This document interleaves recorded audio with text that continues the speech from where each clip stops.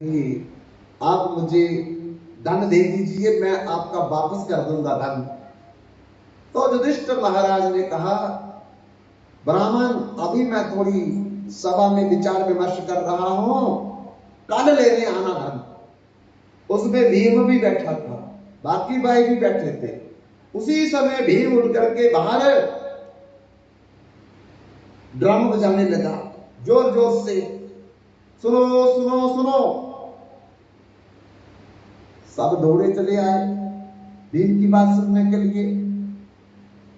भीम बोलने लगा कि देखो, मेरे बड़े भाई युधिष्ठिर ने मौत पर विजय प्राप्त कर ली है, इसलिए इस खुशी में महोत्सव मनाया जाएगा। सारी हस्तिनापुर नगरी को दुल्हन की तरह सजाया जाएगा। और सब लग के हस्तिनापुर को सजाने के लिए जब दरबार विश्राम हुआ तो युधिष्ठिर महाराज बाहर आए। लोग दुल्हन की तरह हस्तिनापुर को सजा रहे थे।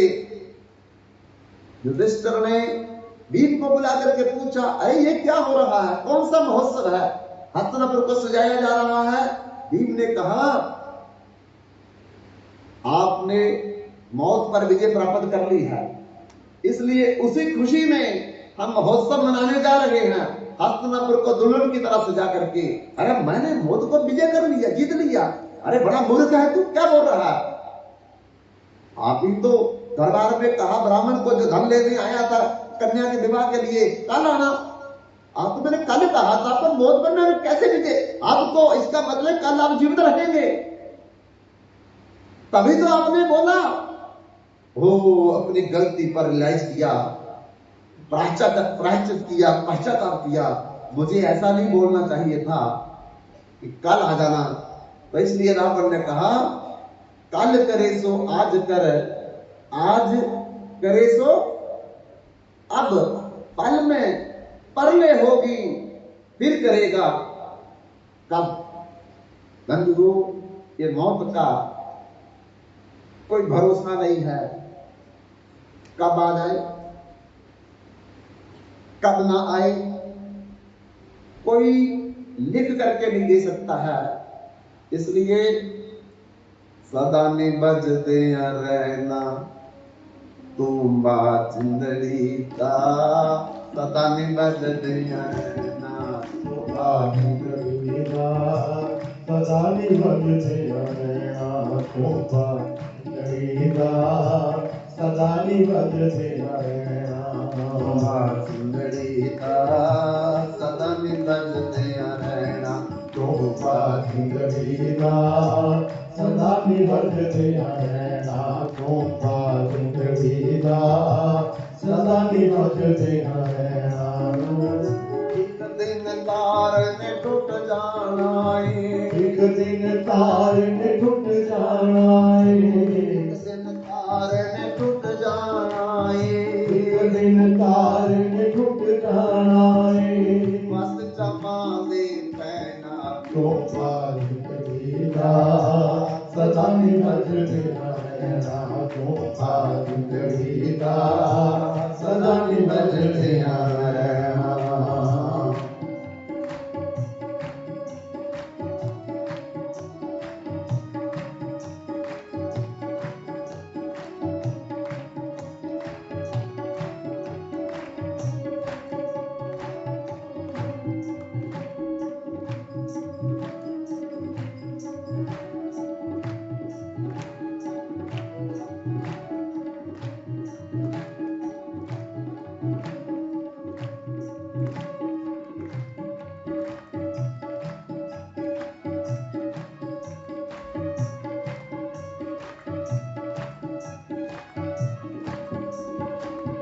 सदा किसे नहीं रहना, इतने सबदा दूर ठिकाना, सबदा दूर ठिकाना, सबदा दूर ठिकाना। सदा किसे नहीं रहना, इतने सबदा दूर ठिकाना, सबदा दूर ठिकाना, सबदा दूर ठिकाना। अनेक पिंजरा लौकिक पक्षी पक्षी ने उड़ जाना। सदा निवज बिहरेणा चोपा निगड़ीगा, सदा निवज बिहरेणा।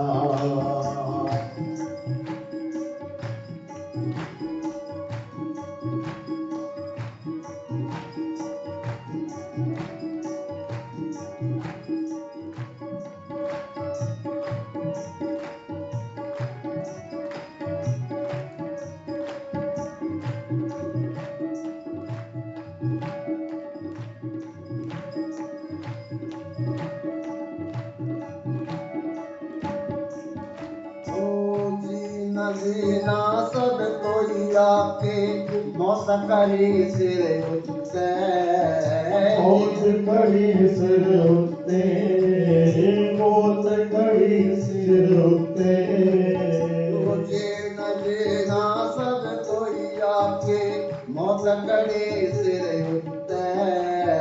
मौत करी सिर उठते, मौत करी सिर उठते।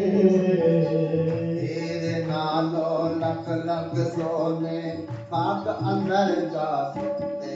चोपा जिंदगीदा सदा निवज बिहरेणा। चोपा जिंदगीदा सदा निवज बिहरेणा।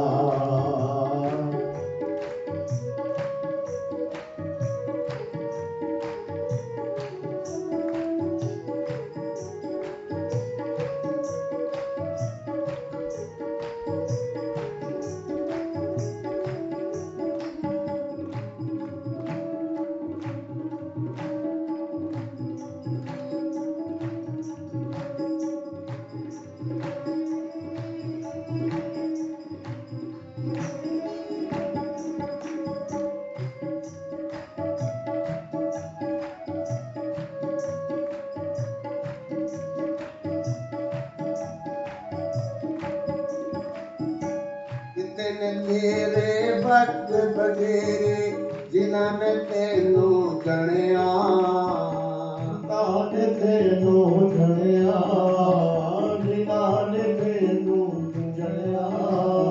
कितने तेरे भक्त बडेरे जिन्होंने तेनू जणिया। जिन्हाने तेनू जणिया, जिन्हाने तेनू जणिया। एक करके तुझ पे सारे कोई ना तेरा बनिया। चोपा जिंदगीदा सदा निवज बिहरेणा। चोपा जिंदगीदा सदा निवज बिहरेणा। एक दिन तार में टूट जाना। एक दिन तार ने टूट जाना एक है। दिन तार ने टूट जाना। एक दिन तार ने टूट जाना है।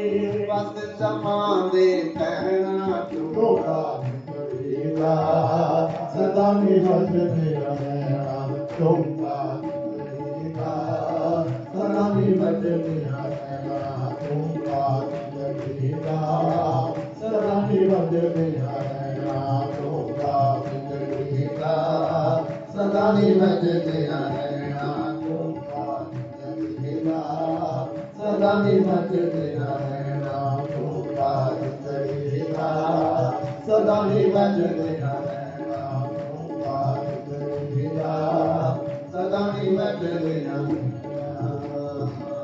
रावण कहता कल करे सो आज कर, आज करे सो अब, पल में परले होगी फिर करेगा कब।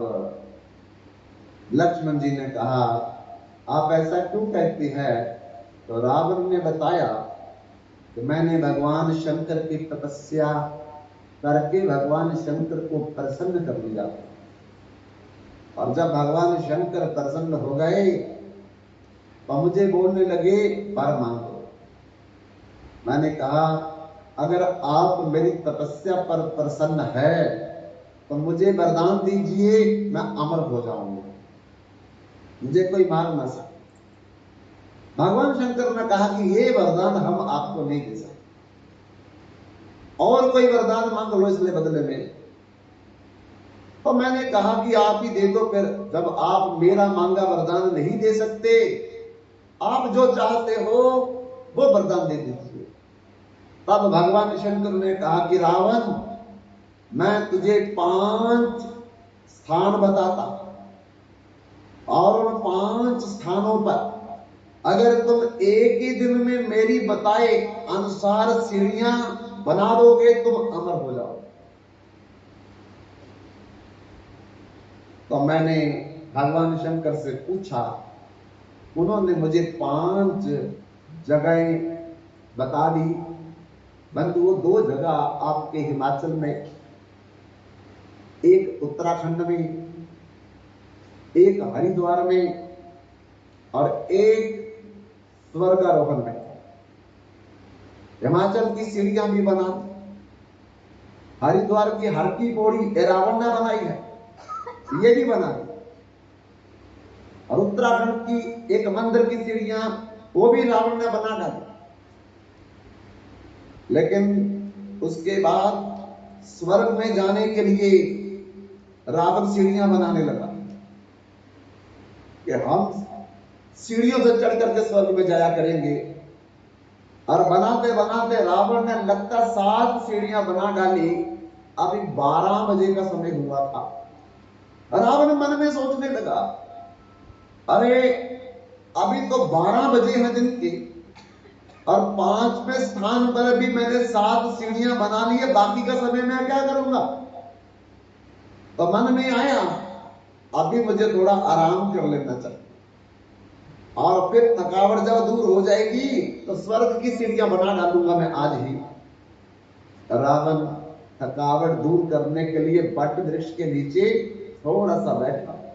ठंडी ठंडी हवा चलने लगी, क्योंकि स्वर्ग में हाहाकार मच गया। अगर रावण सीढ़ियां बना डालेगा तो मृत्यु लोक के लोग तो सीढ़ियों पर चढ़ करके स्वर्ग में सीधे आ जाएंगे। फिर स्वर्ग की कीमत क्या रहेगी, स्वर्ग की वैल्यू क्या रहेगी, हम देवताओं की कीमत क्या रहेगी। हम पर तो मजाक करेंगे सभी लोग। इसलिए क्या किया जाए। तो वायु देवता से कहा कि रावण के नजदीक ऐसी ठंडी ठंडी हवा चलाओ जिससे रावण को नींद पड़ जाए। और फिर निद्रा देवी को बोला, जब रावण को नींद पड़ जाए तो ऐसी निद्रा डालना, ऐसी निद्रा डालना कि रात से पहले ना उठे। बंधु, रावण बट वृक्ष के नीचे बैठ करके थोड़ा आराम करने लगा। धीरे धीरे वायु देवता के प्रभाव से ठंडी ठंडी सुगंधित हवा चलने लगी, और उस सुगंधित ठंडी ठंडी हवा के प्रभाव से रावण को धीरे धीरे आंखें बंद होने लगी और नींद लेने लगा। और फिर जब रावण नींद लेने लगा तो निद्रा देवी ने ऐसा प्रभाव डाला, ऐसा प्रभाव डाला कि रात के 12 बज गए, रावण सोया हुआ है। जाकर के 12 बजे के बाद रावण की जब निद्रा भंग हुई, उठ करके देखा और सर पर हाथ मार करके पछताने लगा, ओहो, अमर होने का मेरे पास बहुत समय आया था, लेकिन मैंने उस समय को बर्बाद कर दिया। इसलिए लक्ष्मण से कहा, कल करे सो आज कर, आज करे सो अब, पल में प्रलय होगी फिर करेगा कब। लेकिन बंधु, हम उल्टा बोलते हैं, आज करे सो कल कर, कल करे सो परसों, इतनी भी जल्दी क्या पड़ी है, उम्र पड़ी है बरसों। हम उल्टा, आज सत्संग हो रहा है 9 दिनों के लिए, और बहुत सोच रहे हैं आज टीवी देख लेते हैं, कल चलेंगे।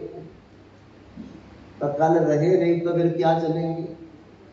कोई दुकान पे बैठ करके सोच रहा है आज ग्राहकी बहुत ज्यादा है, पैसे कमा लो, कल चलेंगे।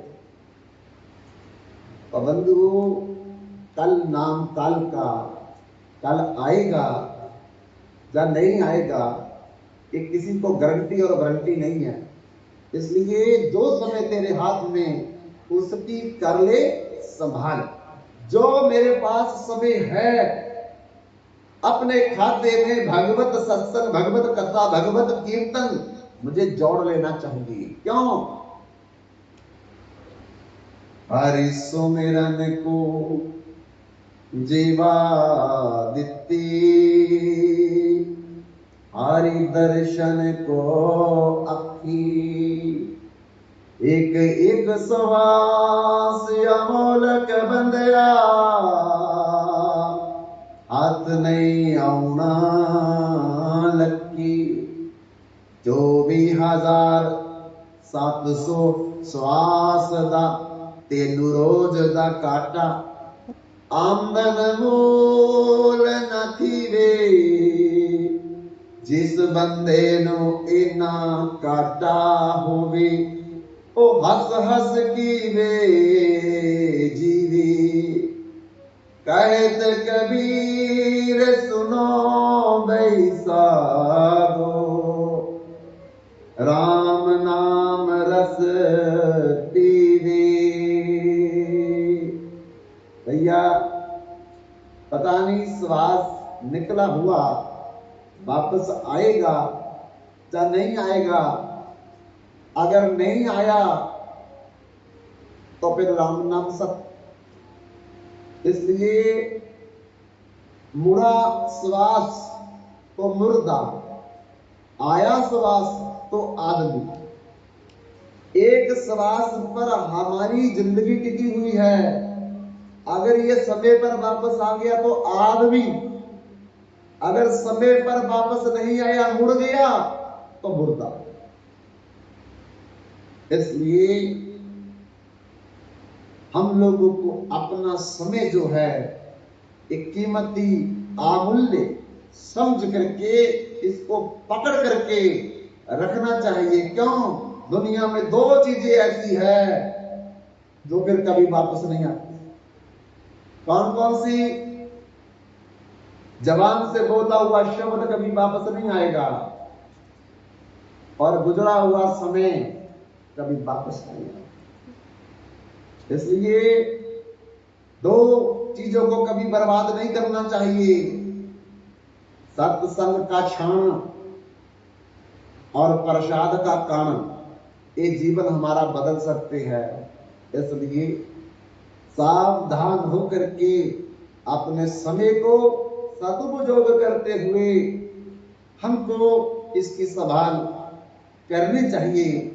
तो बंधुओं, रावण ने इसकी संभाल नहीं की, इसलिए रावण अमर नहीं, मृत्यु को जय नहीं कर सका, विजय नहीं कर सका और उसे सब शक्तियों प्राप्त होने के बावजूद भी एक दिन मरना पड़ा। आज भगवान श्री कृष्ण कह रहे हैं दुर्योधन से कि देखो, लक्ष्मण को तब तक शिक्षा नहीं मिली, तब तक रावण मौन रहा, तब तक रावण ने कुछ बोला नहीं, जब तक वो सिर की तरफ खड़ा रहा। इसलिए तुम भी आकर के पहले सिर की तरफ खड़े थे, लेकिन अर्जुन जब चला आया तो वो चरणों में आकर के करवत प्रार्थना करने लगा। तो पहला अधिकार जो है मेरी तरफ से अर्जुन को मिलना चाहिए मांगने का। लेकिन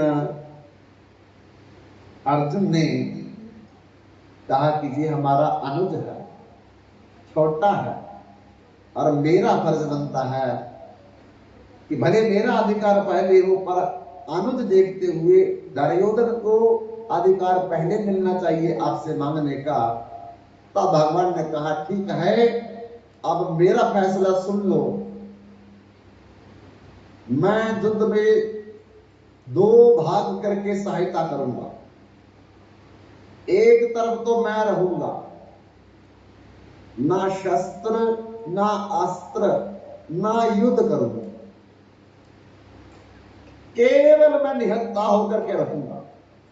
और दूसरी तरफ मेरी द्वारकापुरी रहेगी सारी, अर्थात नारायणी सेना पूरी रहेगी, और वो अस्त्र भी चलाएगी, शस्त्र भी चलाएगी, युद्ध भी करेगी। तो दुर्योधन दिमाग लगा करके, अकल लगा करके सोचने लगा, इन हत्थे कृष्ण को हमने क्या करना है? युद्ध में तो योद्धा चाहिए, अस्त्र चाहिए, शस्त्र चाहिए। तो अगर हमने कृष्ण को ले भी लिया तो युद्ध तो करेंगे नहीं, अस्त्र तो चलाएंगे नहीं, शस्त्र तो चलाएंगे नहीं, और युद्ध में क्या करेंगे हम लोग? इनकी आरती उतारेंगे। अब तो हम युद्ध जीत गए, इसलिए अपनी अकल को बर्त करके, सोच समझ करके, जबकि कर्ण ने, शकुनी ने दुर्योधन को भेजते समय बोला था कि तुम कृष्ण को मांगना, लेकिन फिर भी देखो उसने अपना दिमाग लड़ा करके यही सोचा कि भले शकुनी मामा ने कहा था, मित्र कर्ण ने कहा था, उन्होंने तो इसलिए कहा होगा कि कृष्ण युद्ध करेगा, अस्त्र चलाएगा, शस्त्र चलाएगा, पर इधर तो कृष्ण वचन दे रहा, प्रतिज्ञा कर रहा कि मैं युद्ध नहीं करूंगा, अस्त्र नहीं चलाऊंगा, शस्त्र नहीं चलाऊंगा, तो फिर मैं इनको लेकर के क्यों करूंगा? इसलिए मेरा मजाक हो जाएगा हस्तिनापुर में अगर मैं ये मांग करके चला गया कि श्री कृष्ण ही मुझे मिलने चाहिए। तो अपना दिमाग लड़ा करके, अपनी बुद्धि लगा करके कहा कि देखो मुझे तो आपकी नारायणी सेना चाहिए। जब नारायणी सेना दुर्योधन ने मांग ली तो अर्जुन ने कहा कि मुझे श्री कृष्ण चाहिए, भले वो युद्ध करें ना करें, लेकिन केवल वो मेरे पथ प्रदर्शक होने चाहिए, वो मेरे सारथी होने चाहिए। इसलिए बंधुओं आप देखिए, युद्ध में भगवान एक तरफ है और दूसरी तरफ हस्तिनापुर की सारी सेना, बड़े बड़े चिरजीवी योद्धा हैं। कृपाचार्य मरेंगे नहीं, अश्वत्थामा मरेंगे नहीं, भीष्म पितामह के पास वरदान है पिता का, जब चाहेंगे तब मृत्यु पास आएगी, मृत्यु आएगी नहीं पास। ऐसे ऐसे योद्धा है जो अर्जुन को भी प्राप्त कर सकते हैं, कर्ण जैसे। तो फिर भी बंधुओं जब युद्ध होने लगा और धृतराष्ट्र ने ऋषि वेद व्यास जी से कहा कि मेरे को युद्ध देखने की इच्छा है, पर मैं अपनी आंखों से नहीं देखना चाहता, क्योंकि मेरे पुत्र जब युद्ध में मरेंगे तो एक पिता अपनी आंखों के सामने ये नहीं देख सकता। तब व्यास जी ने कहा कि तुम्हारे सारथी संजय को हम दिव्य दृष्टि देते हैं, सारे युद्ध का हाल तुम्हें एक कमेंट्री के रूप में सुनाई। तो बंधु दिल्ली में बैठ करके आज से 5,500 साल पहले कहां टीवी, कहां एलईडी थी, देखो सुनाया था नहीं सुनाया? पूरा का पूरा युद्ध का हाल 18 दिन युद्ध चला, और 18 दिन का दिन रात का हाल जो है संजय को भगवान वेद व्यास जी ने दिव्य दृष्टि दी और धृतराष्ट्र को सुनाई। तब धृतराष्ट्र ने पहला प्रश्न किया संजय से, धर्म क्षेत्र कुरुक्षेत्र संवेता जुजुस्वा माम का पांडवा चै किम कुर्वत संजया। हे संजय मेरे को बताओ, धर्म क्षेत्र कुरुक्षेत्र में दोनों तरफ, एक तरफ मेरे भाई पांडु के पुत्र हैं, एक तरफ मेरे अपने पुत्र हैं, कौन जीतेगा? अभी युद्ध नहीं हुआ तो धृतराष्ट्र बोल रहा है कौन जीतेगा? क्यों? क्योंकि धृतराष्ट्र ये जानना चाहता था कि हमारी तो 11 शोषणी सेना है और उसके साथ नारायणी सेना भी है, और पांडु के तरफ से 7 शोषणी सेना है, और कृष्ण होने से क्या होगा? अस्त्र नहीं, शस्त्र नहीं, युद्ध नहीं करना। इधर पितामह है, द्रोणाचार्य है, कुलगुरु कृपाचार्य है, और अश्वत्थामा है, और क्या है? कृत ब्रह्मा है, और क्या है? कारण है। तो ये इसलिए पूछा है कि संजय अभी बता दो कि हम विजय हो जाएंगे। लेकिन संजय ने क्या जवाब दिया, देख लो। एक पहला गीता का श्लोक है जो धृतराष्ट्र ने संजय से पूछा था, धर्म क्षेत्रे कुरुक्षेत्रे संवेता जुजुत्सुवा माम का पांडव किम कुर्वत संजया। और संजय ने क्या जवाब दिया, अभी युद्ध भी नहीं हुआ तो जवाब भी दे दिया। क्या, यत्र जोगेश्वरा कृष्णो यत्र पार्थो धनुर्धर तत्र श्री विजयो होति ध्रुवा नीतिर मातिर मम। संजय कहता है मेरी नीति के अनुसार, मेरे मत के अनुसार जिस तरफ भगवान श्री कृष्ण है, जिस तरफ अर्जुन है, उसी तरफ सत्य रहेगा, उसी तरफ धर्म रहेगा, उसी तरफ दान रहेगा, उसी तरफ यश रहेगा और उसी तरफ विजय की पताका भी फहराएगी।